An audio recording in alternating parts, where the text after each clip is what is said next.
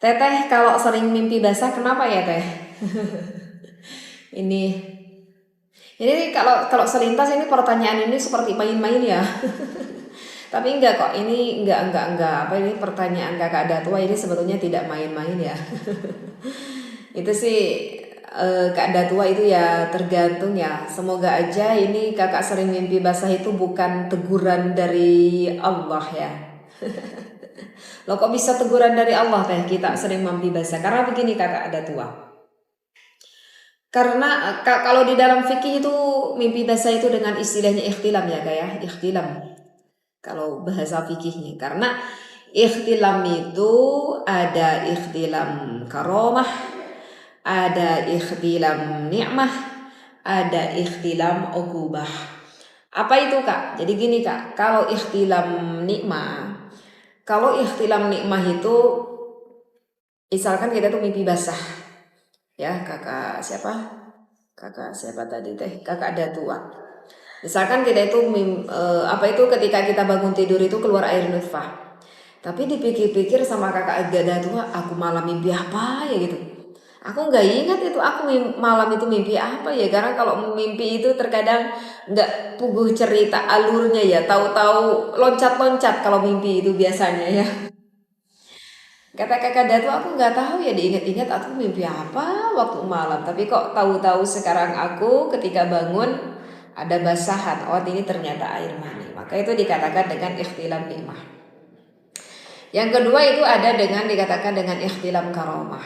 Yaitu adalah ketika kita bermimpi, ya seperti kita mimpi melakukan hubungan biologis dengan sempurna, tetapi di dalam mimpi itu adalah sesuai dengan ilmu syariat, sesuai dengan ilmu fikih, sesuai dengan ilmu akhlak yang memang diajarkan gitu oleh baginda Nabi Muhammad SAW. Jadi mimpinya itu kayak sempurna, bahkan dari awal sampai akhir, dan mimpinya itu sesuai dengan syariat. Mimpinya kita bermimpi dengan istri kita di dalam mimpi tersebut, atau seorang perempuan yang bermimpi dengan suami kita.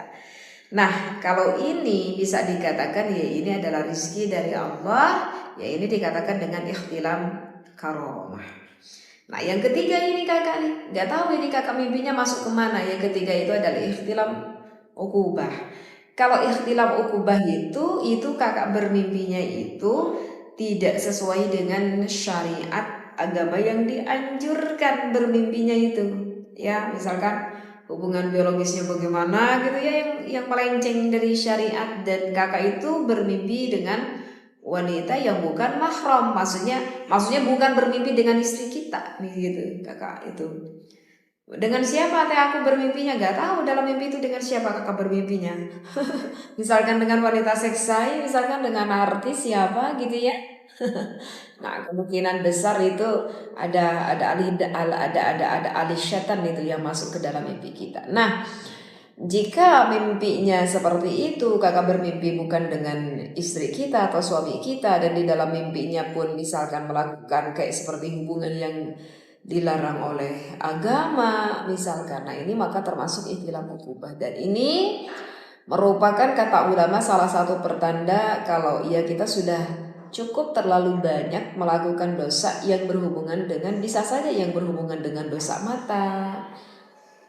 Misalkan kita itu mata ini sering melihat aurat-aurat yang harusnya tidak kita lihat.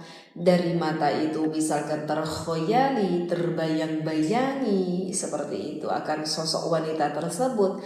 Atau misalkan melihat dari pandangan itu sehingga terbayang ingin melakukan perilaku tersebut ya, terkhayal, terbayang-bayang.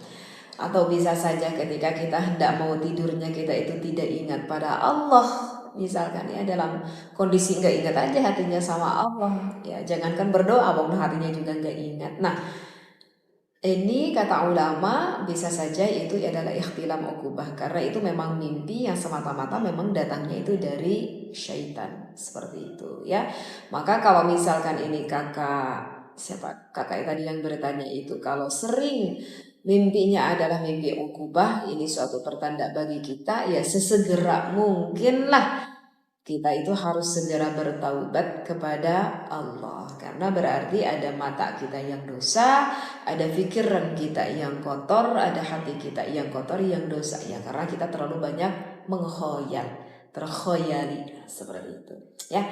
Jadi begitu, mungkin ini Teteh barusan cuman menjawab berapa pertanyaan ya, barusan tuh 3 atau 4 pertanyaan ya. Mungkin sampai sini dulu, maka insya Allah gitu ya. Ini setiap harinya selalu ada pertanyaan-pertanyaan baru, maka insya Allah gitu ya.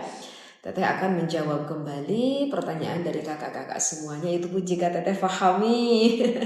Ya kalau Teteh nggak pahami ya mungkin Teteh nggak berani menjawabnya ya. Dan insya Allah apa yang Teteh jawab ini dari beberapa referensi kitab yang memang bisa dipertanggungjawabkan karena yang disampaikan oleh para alimil ulama yang langsung bersanad kepada baginda Nabi Muhammad SAW, dan yang Teteh sampaikan jelas bermadzhab Imam Asy-Syafi'i karena Teteh sendiri yang bermadzhab Imam Asy-Syafi'i. Mudah-mudahan selalu bermanfaat dan kita bisa memanfaatkannya. Ilmu kita semoga menjadi ladang amal ibadah, hakikatnya dari Allah. Jika ada salahnya ya tentu itu dari kekeliruan Teteh sendiri, mohon dibenarkan saja.